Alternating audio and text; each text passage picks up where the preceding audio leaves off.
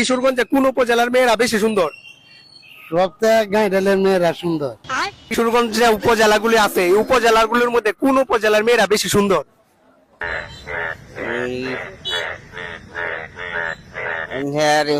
উত্তরবঙ্গে। কি কি কি কি কি আরে বলুন। উত্তরবঙ্গে। কিশোরগঞ্জের কোন উপজেলার মেয়েরা দেখতে বেশি সুন্দর? সবচেয়ে সুন্দর তো সগরা এলাকায়। সগরা। জি, আপনি বিয়ে করছেন কই? বিয়ে করি সগরাই। কিশোরগঞ্জে উপজেলাগুলি আছে এই উপজেলাগুলির মধ্যে কোন এলাকার মেয়েরা দেখতে বেশি সুন্দর?